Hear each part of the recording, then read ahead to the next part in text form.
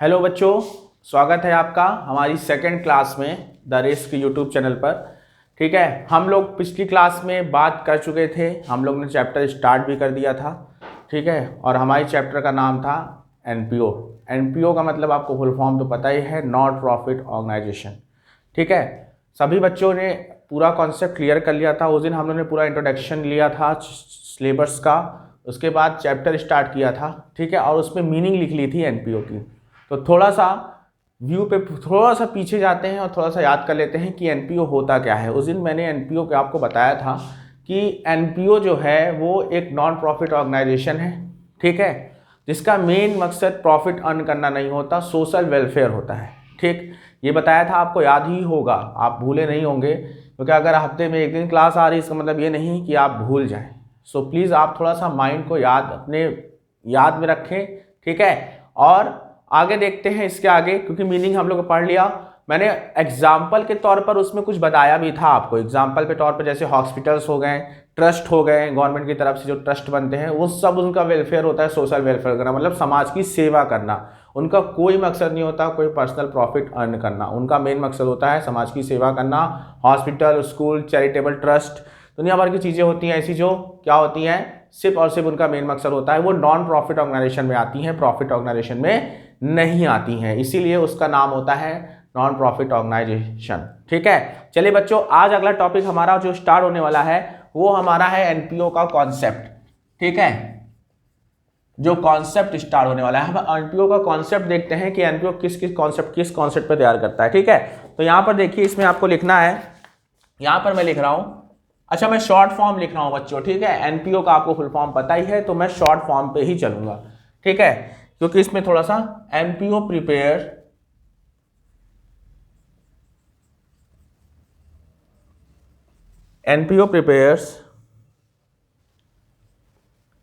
The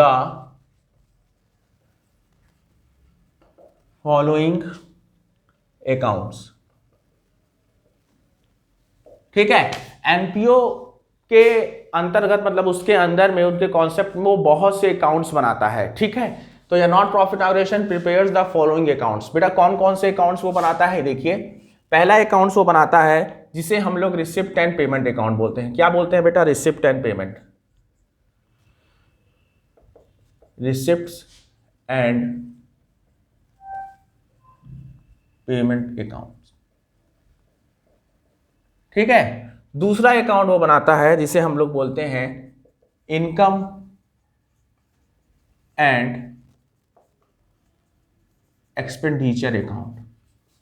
ठीक है, बहुत इजी होने वाला है, देखना मैं आपको ऐसा कॉन्सेप्ट से समझाऊंगा कि आपको तुरंत एकदम वेस्ट में समझ में आएगा। ठीक है, तीसरा वो बनाने वाला होता है, ठीक है, बैलेंस शीट।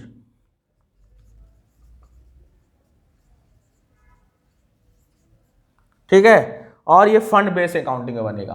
कौन से बेटा? Fund based accounting.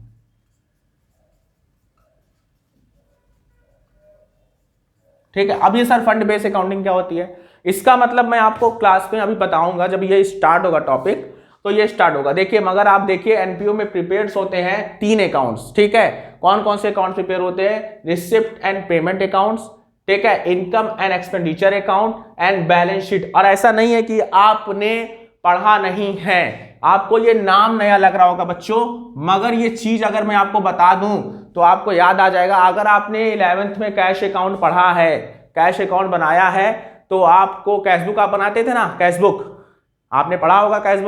कैशबुक बनाने वाले बच्चों जो सीखा उन्होंने कैशबुक, वो यहाँ अगर ये बनाए हैं तो रिसिप्ट एंड पेमेंट उनको तुरंत समझ में आ जाएगा। दूसरी बात, जो बच्चे profit and loss final statement पढ़े हुए हैं, मैं बार बार कह रहा हूं, फाइनल स्टेटमेंट एक ऐसा चैप्टर है, बेसिक 11th एक बेसिक क्लास होती है बच्चों। अगर वो क्लास आपको नहीं समझ में आती तो बहुत दिक्कत होती है यहाँ पर। ठीक है, मगर अगर नहीं किसी की भी कोई कमजोरी रही है तो मैं उसको पूरा कर दूंगा, आप परेशान नहीं होइए। ठीक है, अब बैलेंस शीट तो सबको पता है, जिसमें एसेट्स ऑन लायबिलिटीज होती हैं। ठीक है, इसमें कोई प्रॉब्लम ही नहीं, इसमें दो राय हम लोग बात ही नहीं करना चाहते, क्योंकि आप बात इसमें जानते हो बैलेंस शीट के बारे में। ये अगर आपने प्रॉफिट एंड लॉस बनाया है 11th क्लास में तो आपको इसमें कोई प्रॉब्लम नहीं होने वाली। ठीक है, चलिए इसको नोट करिए, फिर आगे हम बढ़ते हैं। पहले रिसिप्ट एंड पेमेंट के बारे में जानेंगे। ले लिया बेटा। चलो तो हम पहली हेडिंग छोड़ देते हैं, पहली हेडिंग रहने देते हैं जो हमारा है रिसिप्ट एंड पेमेंट अकाउंट। अब ये रिसिप्ट एंड पेमेंट अकाउंट होता क्या है, तो हम यहाँ पे पहली हेडिंग डाली है, तो हम रिसिप्ट एंड पेमेंट अकाउंट में देखते हैं ये क्या होता है। तो सबसे पहले पॉइंट इसमें हेडिंग नंबर, यहाँ पॉइंट नंबर 1 डालेंगे हम लोग और लिखेंगे कि is this account is just like cash account. देखो बोला था ना मैंने, this account just like cash account. अभी लिख दे रहा हूं फिर मैं समझा देता हूं आपको, ठीक है, आप भी नोट कर लीजिए साथ साथ। दूसरा है this account only cash transaction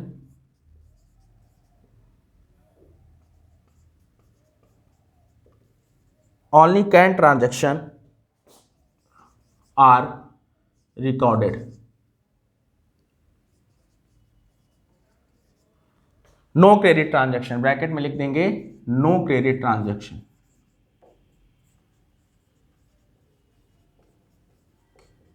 no credit transaction। ठीक है बच्चों, अब देखिए यहां पे तीसरा पॉइंट, देखिए तीसरा पॉइंट हमारा होगा in this account transaction are recorded on cash basis, on recorded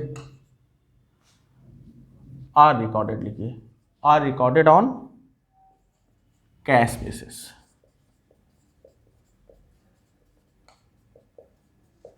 ठीक है, फोर्थ पॉइंट आपका होगा कैपिटल नेचर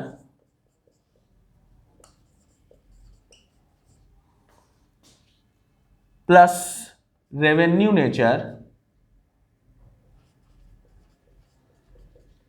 अब आपको कैपिटल नेचर रेवेन्यू नेचर के बारे में बताना पड़ेगा। जो बच्चे नहीं जानते हैं उनको मैं बता दूंगा, जो बच्चे जानते हैं वो तो अच्छी बात है ही उनके लिए। Nature transaction are recorded in this account. तो यहां पे देखिए आप 4 पॉइंट्स मैंने लिखाए हैं आपको रिसिप्ट एंड पेमेंट्स में। ठीक है बच्चों, ध्यान से देखिए, रिसिप्ट एंड पेमेंट में आपको 4 पॉइंट्स क्या करने हैं, लिखने हैं, जो आपको बताएगा रिसिप्ट एंड पेमेंट अकाउंट होता क्या है। ठीक है, ध्यान से देखिएगा, ये रिसिप्ट एंड पेमेंट की हेडिंग है, ठीक, उसके अंदर का मैटर आपका यहां से अकाउंट स्टार्ट है। ठीक है, चलिए इसको समझ लीजिए। यहां पर क्या कह रहा है, दिस अकाउंट जस्ट लाइक, ठीक है, just like a cash account. अगर आपने कैश बुक बनाया, मैं आपसे फिर यही कह रहा हूं, अगर आपने कैश बुक बनाया है तो यहां पर आपको रिसिप्ट एंड पेमेंट बनाने में कोई दिक्कत नहीं होने वाली है। ठीक है, देखिए यहां पे लिखा है ये account, this account just like a cash account. साफ साफ बोल रहा है ये अकाउंट एक ऐसा अकाउंट है जैसे कैश अकाउंट होता है। ठीक है, this account only cash transaction are recorded. यहां पर इसका कहने का मतलब है कि इस अकाउंट्स में only for cash transaction he record होंगे, नो क्रेडिट ट्रांजेक्शन। कोई उधार लेन देन ट्रांजेक्शंस को इसमें नोट करने की जरूरत नहीं है। रिसिप्ट एंड पेमेंट में बच्चों सिर्फ और सिर्फ क्या रिकॉर्ड होगा, this account only cash transaction are recorded. इस अकाउंट्स में सिर्फ और सिर्फ कैश ट्रांजैक्शन को ही नोट किया जाएगा, नो क्रेडिट ट्रांजैक्शन, कोई क्रेडिट ट्रांजैक्शन को आपको नोट नहीं करना है। तीसरा देखिए, in this account transaction are recorded on cash basis. जितने भी ट्रांजैक्शन रिकॉर्ड होंगे, फिर वही बात कह रहा है, कैश बेसिस पे होने चाहिए। साफ साफ यहां पर हर चीज को पॉइंट ऑफ व्यू कर दे रहा है कि जो ट्रांजैक्शन होंगे वो कैश बेसिस पे होने चाहिए। ठीक है बच्चों, in this account transaction are recorded on cash basis. ठीक, चलिए अगला कह रहा है कि कैपिटल नेचर प्लस, बेटा यहां पे प्लस का चिन्ह मैंने लगाया है, ठीक है, ध्यान से यहां पे टू वो कुछ मत समझ लेगा, plus revenue nature transaction are recorded in this account. अब कैपिटल नेचर्स के क्या होते हैं एंड रेवेन्यू नेचर्स क्या होते हैं आपको पता होना चाहिए। कैपिटल नेचर के एक्सपेंसेस और रेवेन्यू नेचर के एक्सपेंसेस कुछ होते हैं, रिसिप्ट होते हैं, कुछ पेमेंट होते हैं। कैपिटल नेचर बच्चों सुनो, कैपिटल नेचर वो होता है जो लॉन्ग टर्म के लिए हम इन्वेस्टमेंट आप लोग अपने यहाँ लगाते हैं, जैसे कुछ बड़ी सी बिल्डिंग्स ले ली, फर्नीचर्स ले लिया, मशीनरी ले ली। और रेवेन्यू का मतलब होता है जो डेली बेसिस पे आपके एक्सपेंसेस होते हैं, रिसिप्ट होते हैं, डेली बेसिस पे आप कुछ खर्चे करते हैं, सैलरी देते हैं, वेजेस देते हैं, ये सब चीजें देते हैं, वो सब चीजें रेवेन्यू बेसिस पे आती हैं। तो यहां पर यही कह रहा है कि यहां पर वो भी लिखना है जो कैपिटल नेचर का होगा और दूसरा आपका रेवेन्यू नेचर का होगा। ठीक है, तो अभी हम आगे बढ़ेंगे तो ये और क्लियर होता चला जाएगा। सो प्लीज आप इसे नोट डाउन करिए। अगला टॉपिक जो हमारा बनता है वो है cap income and expenditure account, उसके बारे में हम यहां पे लिखाने वाले हैं। ठीक है, तो आप इसको नोट करिए।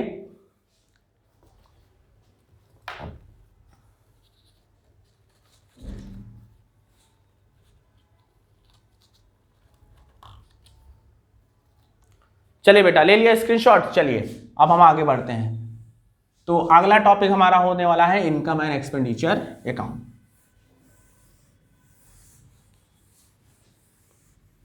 मैं आपके लिए अकाउंट्स को एकदम इजी बना दूंगा, ये हमारा वादा है, एकदम इजी। आपको लगेगा ही नहीं कि आप 12th का अकाउंट है, एकदम इजी वे में हो जाएगा अकाउंट्स। ठीक है, परेशान होने की जरूरत नहीं है। तो हमारा जो सेकंड पॉइंट है वो है इनकम एंड एक्सपेंडिचर अकाउंट। ठीक है बच्चों, ठीक। अब इसमें क्या होता है, चलिए इसे पहला पॉइंट लिखते हैं। Income, this account is just like profit and loss account. देखिए जैसे उसमें कैश अकाउंट लिखा था, this account just like profit and loss account. ठीक है बच्चों, second point,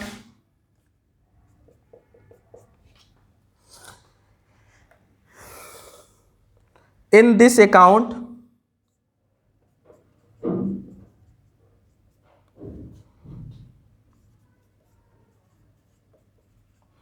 both cash plus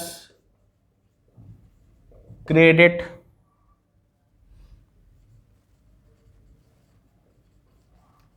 transaction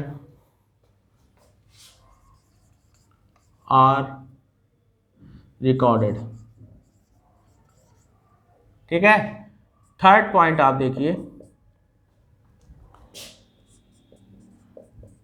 in this account transaction are recorded on accrual basis. Accrual basis क्या होता है इसके बारे में बताऊंगा अभी। ठीक है, फोर्थ पॉइंट इसमें देखिए आपका, ओनली रेवेन्यू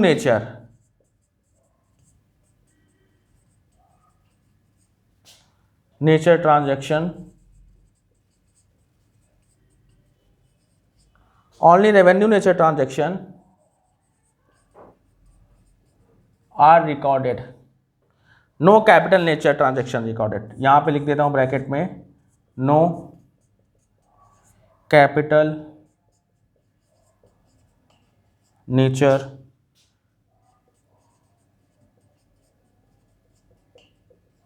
transaction recorded। ठीक है बच्चों, देखिए यहां पर इसको समझिए। अब यहां पर कहना क्या चाह रहा है, यहां पर इनकम एक्सपेंडिचर की बात हो रही है। ठीक है, इनकम एक्सपेंडिचर की बात हो रही है, तो यहां पर आपको देखिए जैसे उस पर पूरा बताया था कि this account just like a cash account, उसी तरह यहां पर बता रहा है this account just like a profit and loss account. अभी मैंने यहां पर जब लिखाया था, मैंने आपको बताया था कि ये आपसे पूछेगा। यहां पर देखिए वही बात, यहां पे जब इजी, अगर difference between receipt and payment and income expenditure account आता है, तो अगर आप इसको लिख देते हो आपका पूरा नंबर बन जाएगा, गारंटी बन जाएगा। मैंने अलग अलग इसे लिखा है बाद में बताने के लिए कि आप इसको डिफरेंस के रूप में यूज कर सकते हो। Difference between receipt and payment and income expenditure accounts में is just like a profit and loss account. All expenses are debit, all income are credit वाला रूल याद है ना, वही वाला यहां पर होने वाला है। And this account the both cash plus credit. यहां पर देखिए रिसिप्ट एंड पेमेंट अकाउंट में ओनली फॉर कैश ट्रांजेक्शन था, no credit transaction are recorded. ये बात वहां पे हमने बताई है, आप कॉपी में देखिए, आपने नोट किया होगा। तो वहां पर क्या है, this account only cash transaction, no credit transaction are recorded. यहां पर क्या है बेटा, ध्यान देखिए, यहां पर आपको कैश प्लस क्रेडिट ट्रांजेक्शन भी रिकॉर्ड करने हैं, ठीक है, इसमें क्रेडिट ट्रांजेक्शन भी आप रिकॉर्ड करोगे, ठीक। In this account transaction are recorded on accrual basis. अब ये एक्रूअल बेसिस क्या है सर, नया नया वर्ड बताते रहते हैं आप, कुछ समझ में नहीं आ रहा है, मैं बता रहा हूं बेटा। एक्रूअल बेसिस का मतलब होता है जो आप आउटस्टैंडिंग, प्रीपेड, दुनिया भर की चीजें होती है ना, उसमें आप एडजस्टमेंट की चीजें विद एडजस्टमेंट, इसको यहाँ पे एक्रूअल बेसिस का नाम लिया गया है, ठीक है। परेशान क्यों होते हो बेटा, मैं हूं ना, जब तक मैं हूं आपको परेशान की जरूरत ही नहीं है। आप नए नए सर वर्ड बता देते हैं, हम परेशान क्यों ना, अरे क्यों परेशान हो गए बेटा, मैं हूं, जब तक मैं हूं आप क्यों परेशान हो गए। एक्रूअल बेसिस का मतलब होता है जो आप आउटस्टैंडिंग लेके चलते हो, ओएस आपका हो गया, प्रीपेड हो गया, अनअर्न्ड इनकम हो गई, एज अ फाइनेंशियल स्टेटमेंट के एडजस्टमेंट की पॉइंट्स जो होते हैं उसे एज अ एक्रूअल बेसिस का नाम दिया गया है। तो यहाँ पर एक्रूअल बेसिस के भी ट्रांजेक्शन नोट होने वाले हैं, ठीक है। दूसरी चीज ओनली रेवेन्यू नेचर। अब यहाँ पे देखिए, जब आप अभी रिसिप्ट एंड पेमेंट अकाउंट बना रहे थे तो वहां पर रेवेन्यू नेचर की बात, वहां पे कैपिटल नेचर की और रेवेन्यू नेचर दोनों के ट्रांजेक्शन आर रिकॉर्डेड हो रहे थे, बट यहां पर सिर्फ और सिर्फ रेवेन्यू नेचर के ट्रांजेक्शन रिकॉर्ड होने हैं। यहां पर साफ साफ लिखा है no capital nature transaction recorded, ठीक है। और यहां पर लगा लीजिए, नहीं सेंटेंसेस गलत होने आ जाएगा, ठीक है। यहां पर क्या कह रहा है कि no capital nature transaction are recorded. तो ये बात क्लियर हो गई बच्चों आपको, ठीक है। तो इसको नोट डाउन करिए, फिर आगे बढ़ते हैं।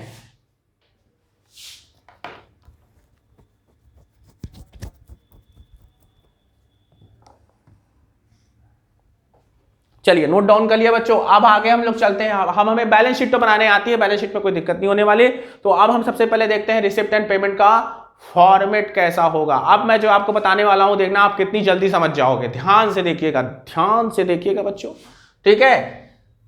आपकी नजरें मोबाइल की स्क्रीन पर, लैपटॉप की स्क्रीन पर होनी चाहिए, कहीं और ध्यान ना भटकाएं, नहीं तो आपको कुछ नहीं समझ में आएगा, ठीक है। सो प्लीज ध्यान से देखिए मेरी तरफ, अपनी आंखों को ध्यान में रखकर। तो सबसे पहले चलिए रिसिप्ट एंड पेमेंट को समझते हैं, मगर एक चीज बताइए, जब आप कैश अकाउंट बनाते थे तो कैश अकाउंट का जो फॉर्मेट होता था वो कैसे होता था, ध्यान से देखिए।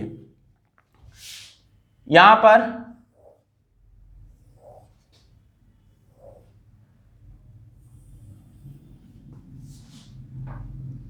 ठीक, यहां पर अब ये डेबिट हो जाता था और ये क्रेडिट हो जाता था, ठीक है ना बच्चों। कैश अकाउंट ऐसे ही बनता था। जितनी भी आपकी, अच्छा पहले सबसे बैलेंस कहां लिखते थे आप लोग, बैलेंस लिखते थे, जैसे डेबिट का कैश का बैलेंस होता था तो यहां पर आप लिख देते थे टू बैलेंस बीडी, ऐसे लिख देते थे जब आपके पास एक्सेस होता था अमाउंट। मगर आपके पास ज्यादा हो जाता था अमाउंट एक्सेस, तो आप क्या करते थे, ओवरड्राफ्ट लिख देते, तो बैलेंस बीडी कहां चला जाता था, डेबिट क्रेडिट साइड चला जाता था, जिसे आप कह सकते हो बैंक ओवरड्राफ्ट, ठीक है ना, बैंक ओवरड्राफ्ट, ठीक है। याद आया कि नहीं, जब आप कैश अकाउंट बनाते थे तो सबसे पहले बैलेंस बीडी को डेबिट साइड लिखते थे, जब आपके पास बैलेंस होता था कैश का, जब आपके पास पैसा रहे, और अगर आपका एक्सेस ज्यादा पैसा हो जाता था तो आप उसे बैलेंस बीडी के नाम से क्रेडिट साइड लिखते थे, बैंक ओवरड्राफ्ट की तरह। याद करिए थोड़ा सा, आपने जो 11th में पढ़ा है, बात वही कैश अकाउंट की बता रहा हूं मैं, रिसिप्ट एंड पेमेंट बता ही नहीं रहा, मैं आपसे सिर्फ पूछ रहा हूं कि आप कैश का बैलेंस डेबिट साइड लिखते थे कि नहीं लिखते थे, और ओवरड्राफ्ट होने पर उसका वही क्रेडिट साइड लिखते थे बस, और यही कुछ नहीं करना है। बाकी जितने भी आप क्या करते थे, जितने भी आप पेमेंट करते थे उसको कहां लिखते थे, रिसिप्ट करते थे उसे कहां लिखते थे, जैसे कैश आता था, कैश ब्रैकेट में लिख दिया आया, ठीक है, और कैश जमा गया, सॉरी कैश गया, ठीक है, चाहे जमा लिख दो चाहे गया, सॉरी यहां पर जमा लिख दो, यहां पर आप जमा लिख दो ताकि आपको समझ में आ जाए, ठीक है। जैसे ही कैश जमा होता था आप क्रेडिट कर देते थे, और जैसे ही कैश आता था उसे क्या कर देते थे, डेबिट कर देते थे। करते थे कि नहीं करते थे, कैश अकाउंट में ही होता था। बस आपको इसको थोड़ा सा पलट देना है। अब इसमें क्या करना है आपको, रिसिप्ट एंड पेमेंट, अगर मैं इसी को चेंज कर दूं, यहां पे लिख दूं रिसिप्ट एंड पेमेंट अकाउंट। उसी तरह ये भी हो जाएगा बच्चों, इसी को रिसिप्ट एंड पेमेंट अकाउंट में आप क्या करोगे, जितने भी आपके पास कैश रिसिप्ट आएंगे उसे आप डेबिट में लिख दो, मतलब वो कैपिटल नेचर के होंगे, आपको बताया था, प्लस रेवेन्यू नेचर के होंगे, ठीक। और इतना ही आपको करना है, मतलब जितने भी आपके पास कैश आपके पास आए जो कैपिटल प्लस रेवेन्यू नेचर के होंगे वो आप कहां लिखोगे, डेबिट में लिखोगे, ठीक है। ये और मैं यहां पर आपको देखो यहां पर लिख दे रहा हूं, यहां पर आपको लिख देना है रिसिप्ट। रिसिप्ट यह आपका अमाउंट का कॉलम हो गया और ये आपका पेमेंट का कॉलम हो गया, बन गया रिसिप्ट एंड पेमेंट अकाउंट, ठीक है ना। और इसके बाद आपको क्या करना है, टू बैलेंस सीडी करना है। अगर आपका बैलेंस सीडी डेबिट साइड आता है तो इसका मतलब ये आपका बैंक ओवर ड्राफ्ट है। याद करोगे 11th तो याद आ जाएगा, ठीक है। और अगर जब बैलेंस सीडी आता है तो हमारा सही अमाउंट है।